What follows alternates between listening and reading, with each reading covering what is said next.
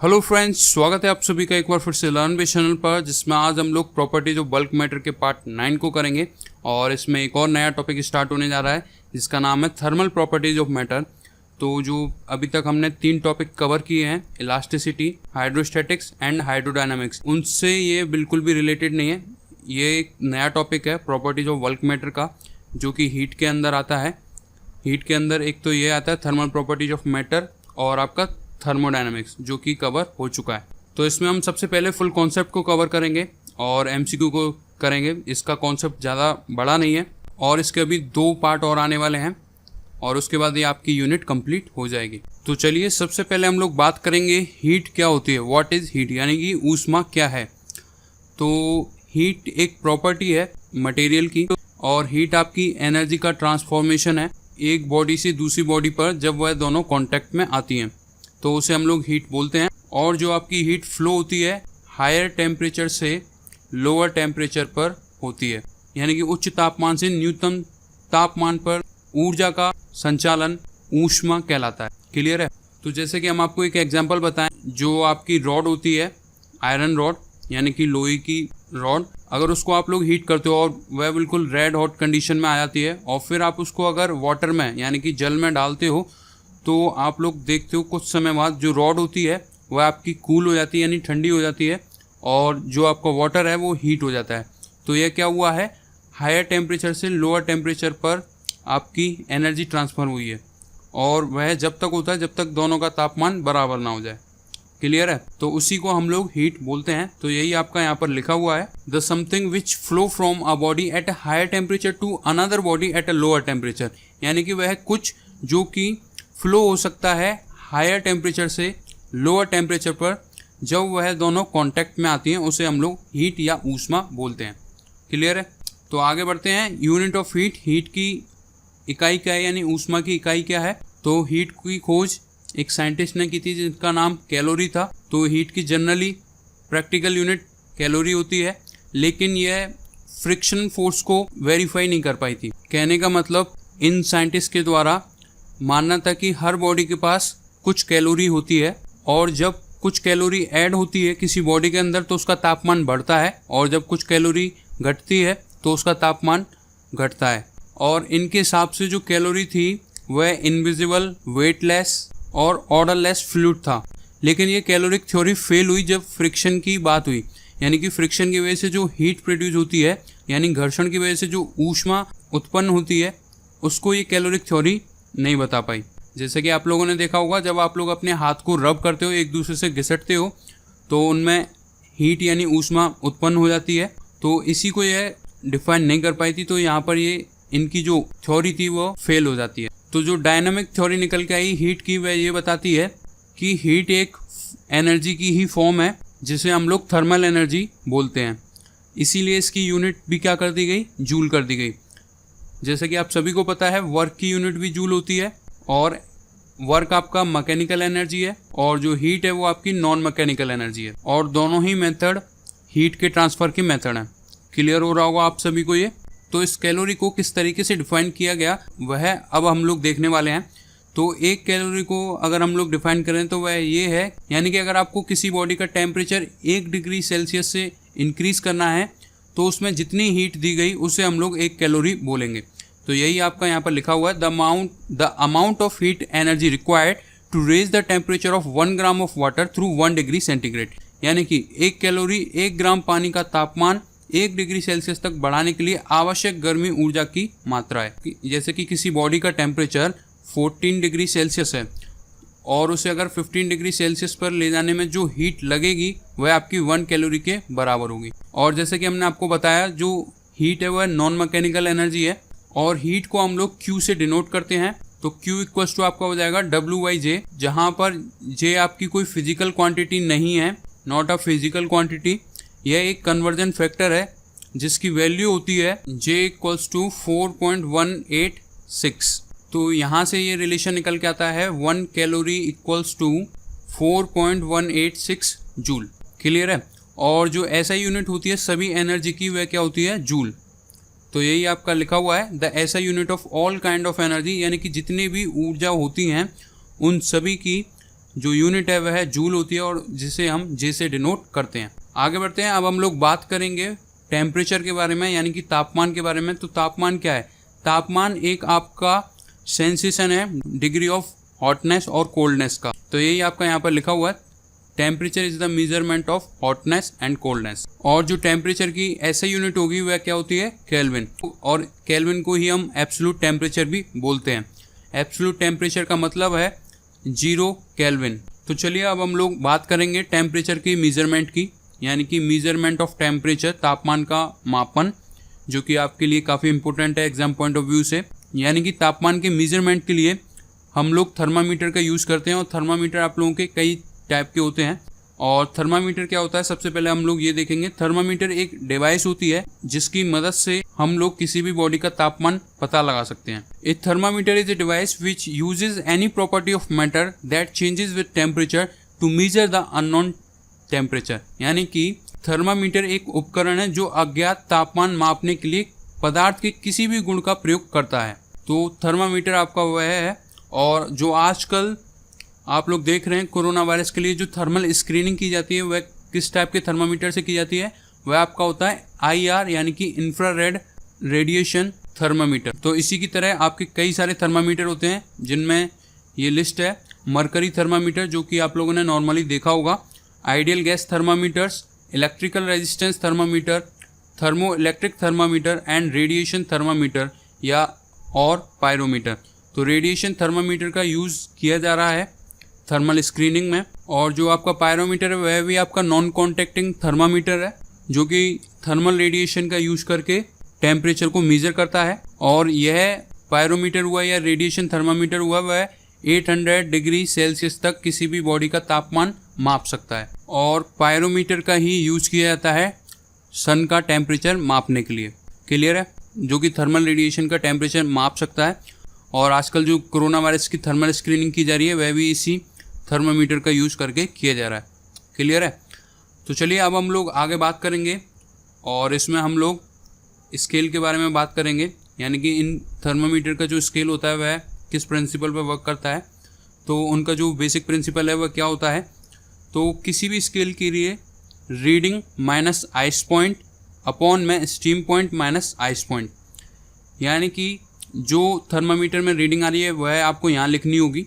वह आपकी C हो सकती है, F हो सकती है, K हो सकती है, R हो सकती है, यानी कि सेल्सियस, फ़ारेनहाइट, केल्विन और र्यूमर। तो जनरली यही 4 टाइप के यूज़ किए जाते हैं। और आइस पॉइंट, जैसे कि वाटर का आइस पॉइंट सेल्सियस पर है 0 डिग्री सेल्सियस और फ़ारेनहाइट पर है 32 और केल्विन के लिए रहता है 273 और र्यूमर के लिए भी 0 डिग्री। यानी कि जिस पॉइंट पर वाटर की बर्फ़ बन जाए उसे आइस पॉइंट बोलेंगे। और ये सभी जो आइस पॉइंट है, स्टीम पॉइंट है, ये आपके वाटर के हैं। और स्टीम पॉइंट यानी कि भाप बनने का जो पॉइंट होगा, जिसे हम बॉइलिंग पॉइंट भी बोलते हैं, यानी कि क्वथनांक, तो वह आपका 100 डिग्री सेल्सियस होता है वाटर के लिए। और फ़ारेनहाइट का रहता है 212 और केल्विन का रहता है 373 और र्यूमर का रहता है 80। तो इस टाइप से किसी भी स्केल के थ्रू आप लोग टेम्परेचर को मेजर कर सकते हो। तो जनरली हम एक टेबल बना के चलेंगे और ये टेबल आप लोगों की क्रिएट भी हो चुकी है। ये आइस पॉइंट है वाटर का, फॉर वाटर लिख लीजिए और आप लोग इसे अपनी कॉपी में नोट कर लीजिएगा। ये आपके आइस पॉइंट हो गए और ये आपका स्टीम पॉइंट हो गया। इन्हीं पॉइंट का यूज़ करके हम लोग कन्वर्जन को बनाएंगे। तो देख लेते हैं कन्वर्जन किस तरीके से होता है। जनरल फॉर्म आप लोगों ने देख रखी होगी, C-0/100 equals to F-32 upon 180 equals to R-0/80 equals to K-273 upon 100। तो यह किस तरीके से आया है वह हम आप लोगों को बता देते हैं। जो अभी हम लोगों ने देखा रीडिंग ऑफ स्केल, जिसे हम लोग लिख सकते हैं C, और जो आपका आइस पॉइंट है वाटर के लिए वह 0 डिग्री सेल्सियस है। और इधर की साइड था स्टीम पॉइंट जो कि वाटर का होता है 100 डिग्री सेल्सियस। और यहाँ पर फिर से आइस पॉइंट जो कि 0 है। और इसी तरीके से अगर आपका फ़ारेनहाइट स्केल में थर्मामीटर है तो F यहाँ पर लिखा जाएगा रीडिंग -32 जो कि आइस पॉइंट हो गया। और जो बॉइलिंग पॉइंट होगा या स्टीम पॉइंट होगा वह होगा 212 -32 जिसे कैलकुलेट करोगे तब आपके पास आएगा 180। और इसी तरीके से आपका र्यूमर होता है r minus 0 80 minus 0 equals to k minus 273। और 373 जैसा कि पता है आपको स्टीम पॉइंट होता है या बॉइलिंग पॉइंट होता है वाटर का, और यहाँ पर 273। तो इस तरीके से ये रिलेशन आया है जो कि आपके काफ़ी काम में आएगा। अगर आपको ये वाली वैल्यूज़ याद रहती हैं तब भी आप लोग इसे आसानी से कर सकते हो। तो इन्हीं का कन्वर्जन पूछा जाता है, तो हम लोग यहाँ पर सजेस्ट करेंगे कि आप डायरेक्ट फॉर्मूले को याद मत कीजिए। जैसे कि आप लोगों ने देखा होगा कई बुक में c equals to 5/9 f minus 32। तो इस तरीके से आप लोग याद मत कीजिएगा, भूलने के चांसेस ज़्यादा रहते हैं। अगर आपको इस तरीके से रिलेशन याद होगा तो आप लोग इसे आसानी से कर सकते हो। ठीक है, तो आप लोग इसे अपनी कॉपी में नोट कर लीजिए। ये आपकी जर्नल फॉर्म है और ये आपको याद करने में काम आएगी। ये इसका बेसिक कॉन्सेप्ट है कि ये किस तरीके से आया है, और इस तरीके से फॉर्मूले को बिल्कुल याद मत कीजिए क्योंकि आपको भूलने के चांसेस ज़्यादा रहेंगे। आई होप आप सभी को इसका कॉन्सेप्ट समझ में आया होगा। ज़्यादा इसका कुछ खास कॉन्सेप्ट नहीं है, बहुत ही सिंपल चैप्टर है ये वाला। तो चलिए अब हम लोग इसके ऊपर कुछ क्वेश्चंस को करेंगे और एक क्वेश्चन का जवाब आप लोगों को कमेंट बॉक्स में कमेंट करके बताना होगा। तो फर्स्ट क्वेश्चन आपके सामने, boiling point of water on kelvin scale, यानी कि केल्विन पैमाने पर जल का क्वथनांक बिंदु है। तो बहुत ही सिंपल क्वेश्चन है, ये किसी का गलत नहीं होना चाहिए।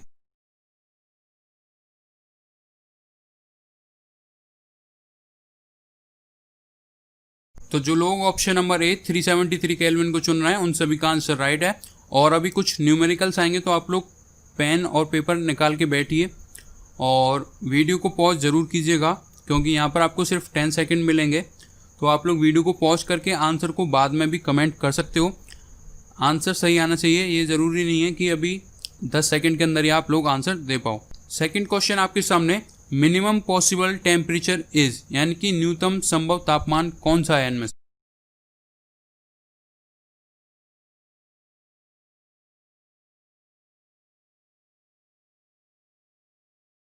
तो जो लोग option number C minus 273 degree Celsius को चुन रहे हैं उन सभी का आंसर राइट है।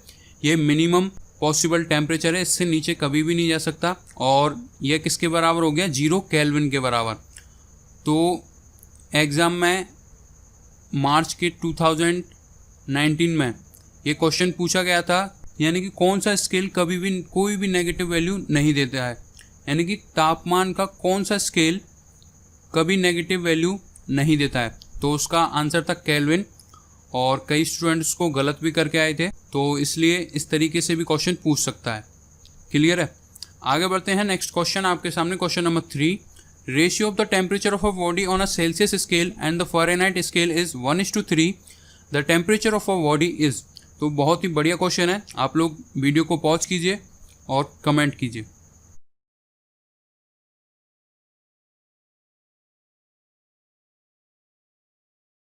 तो जिन लोगों से हुआ अच्छी बात है, जिन लोगों से नहीं हो रहा है वो लोग देख लीजिए किस तरीके से करना है। यहाँ पर आपको रेशियो दे रखा है दो टेम्परेचर का, सेल्सियस अपॉन फ़ारेनहाइट का आपको जो रेशियो दे रखा है वह दे रखा है 1:3। और हम सभी को पता है जो रिलेशन होता है C-0 अपॉन 100-0 इक्वल्स टू, अगर आप लोग इसको पूरी तरीके से लिखते हो तो आपको ये आसानी से याद रहेगा, क्योंकि बस आपको सिर्फ इतना ध्यान रखना होगा कि बॉइलिंग पॉइंट और आइस पॉइंट क्या है। और यहाँ पर 212 - 32, तो ये हो जाएगा आपका C/100 इक्वल्स टू F - 32/180। तो आपको C/F का रेशियो दे रखा है, तो हम यहाँ से एक चीज़ को सब्स्टिट्यूट कर लेते हैं। तो जो F बराबर होगा वह क्या होगा 3C, तो वही यहाँ पर पुट कर दीजिए। C/10 इक्वल्स टू 0 से 0 कैंसिल कर लीजिए, F की जगह लिख दीजिए 3C - 32 अपॉन में 18, तो इसको इधर ले जाइए। 18C इक्वल्स टू 30C - 320, तो इसे इधर लाइए। 320 इक्वल्स टू क्या हो जाएगा 30C - 18C which is equals to 12C, और 12C आपका बराबर हो गया 320 के, तो C इक्वल्स टू क्या आ जाएगा 26.66 डिग्री सेल्सियस, यानी कि जो तापमान निकल कर आएगा वह 26.66 डिग्री सेल्सियस आएगा। अगर यहाँ पर ये फ़ारेनहाइट में होता वैल्यू तो आपको 3 टाइम मल्टीप्लाई और करना पड़ता, तब आपका आंसर आता। क्लियर है, आई होप आप सभी को समझ में आया होगा किस तरीके से अप्रोच आपको रखनी है। बहुत ही सिंपल वे में जाना है। आगे बढ़ते हैं, नेक्स्ट क्वेश्चन आपके सामने, question number 4। In the Celsius temperature scale the absolute zero of temperature is at, यानी कि सेल्सियस टेम्परेचर स्केल में जो एब्सोल्यूट जीरो टेम्परेचर होता है वह किस पॉइंट पर होता है।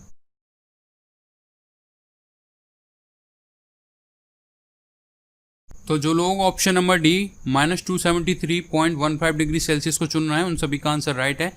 यही आपका मिनिमम पॉसिबल टेम्परेचर है और ये अगर आप लोग इक्वल करें तो 0 केल्विन के बराबर आता है, जो कि एब्सोल्यूट जीरो टेम्परेचर के बराबर होता है। क्लियर है। तो अगर सेल्सियस में बात करें तो -273.15 डिग्री सेल्सियस होगा। और अगर हम लोग बात करें फ़ारेनहाइट में तो यह हो जाएगा -459.67। तो ये कभी आप लोगों से पूछा नहीं जाएगा, लेकिन आप लोग इसे अपनी कॉपी में नोट कर सकते हो। -459.67 फ़ारेनहाइट, ये भी आपका क्या है, फ़ारेनहाइट टेम्परेचर स्केल में एब्सोल्यूट जीरो टेम्परेचर है। क्लियर है। नेक्स्ट क्वेश्चन आपके सामने, question number 5। One of the following thermometer the one which can be use for measuring rapidly change in temperature is, यानी कि निम्नलिखित थर्मामीटर में से जिसका उपयोग तेजी से बदलते तापमान को मापने के लिए किया जा सकता है वह कौन सा है।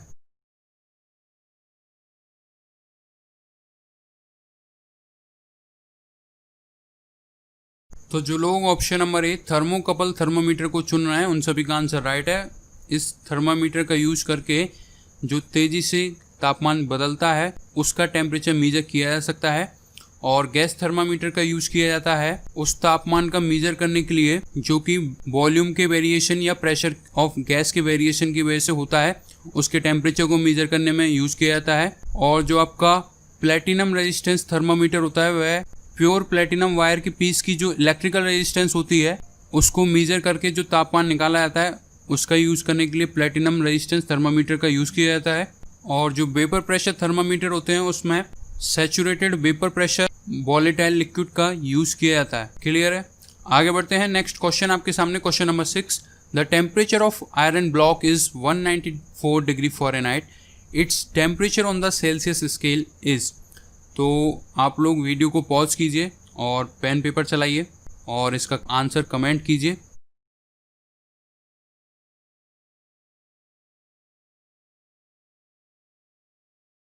तो जिन लोगों से हुआ अच्छी बात है, जिन लोगों से नहीं हो रहा है वो लोग देख लीजिए, बहुत ही सिंपल है। और इसी टाइप के हम लोग 3 कन्वर्जन करने वाले हैं जिससे कि हमारे फॉर्मूला स्ट्रांग हो जाए।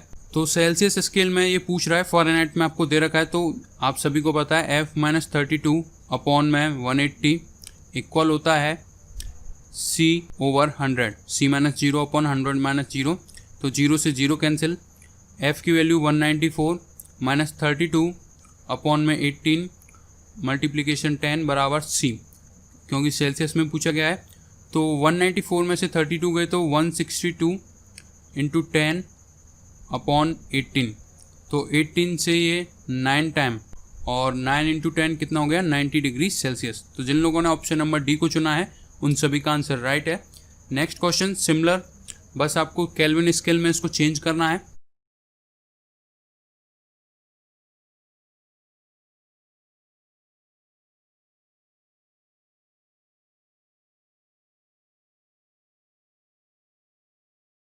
तो अब हमें वही रिलेशन दोबारा लगाना होगा लेकिन केल्विन स्केल के लिए। तो F-32 अपॉन में 180 बराबर होगा आपका केल्विन -273 अपॉन में 373 -273 कितना हो जाएगा, 100। तो 0 से 0 कैंसिल, F की वैल्यू 194 -32 162 अपॉन 18 मल्टीप्लिकेशन 10, तो ये कितना हो जाएगा, 90 बराबर आपका K -273 और K बराबर कितना हो जाएगा, 273 + 90 विच इज इक्वल्स टू 363। तो जिन लोगों ने ऑप्शन नंबर डी को चुना है उन सभी का आंसर राइट है। और इसी तरीके से सेम क्वेश्चन रीमर स्केल के लिए।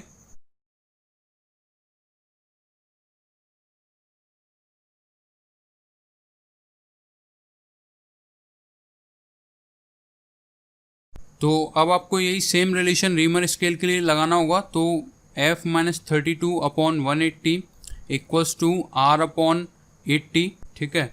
तो 0 से 0 कैंसिल और ये कितना हो जाएगा, 162 अपॉन 18 मल्टीप्लाई 8, तो 18 से ये 9 टाइम एंड 9 8 से 72, यानी कि ऑप्शन नंबर डी यहाँ पर करेक्ट होगा। आई होप आप सभी को ये समझ में आ चुका होगा किस तरीके से आपको कन्वर्जन करने हैं, और हर बार किसी न किसी के सेट में एक क्वेश्चन जरूर आ जाता है, तो आपका ये स्ट्रॉन्ग होना चाहिए। आगे बढ़ते हैं। नेक्स्ट क्वेश्चन आपके सामने, question number 9। A mountain climber finds that the water boil at 80 degree Celsius, the temperature of boiling water in Fahrenheit. तो फिर से आपका ये सिंपल कन्वर्जन है, तो जल्दी से कमेंट कीजिए लाइव चैट में इस क्वेश्चन का राइट आंसर क्या होगा।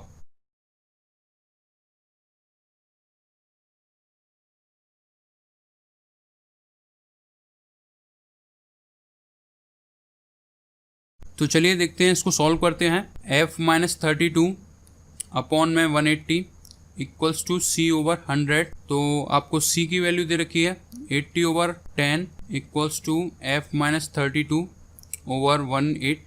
तो एक और जीरो से एक और zero cancel, f-32 equals to क्या हो जाएगा 8 इंटू 18। तो ये कितना हो जाएगा 18 8 144, और इधर आके plus 32 which is equals to 6 7 176, यानी कि ऑप्शन नंबर सी यहाँ पर करेक्ट होगा। आगे बढ़ते हैं। नेक्स्ट क्वेश्चन आपके सामने, question number 10। If the temperature of a patient is 40 degree Celsius, his temperature on the Fahrenheit scale will be. तो जो आप लोगों ने सुन रखा होगा कि किसी भी व्यक्ति को 104 बुखार है, 98 बुखार है, तो वह फ़ारेनहाइट स्केल में मेजर करता है, तो वही आपको बताना है।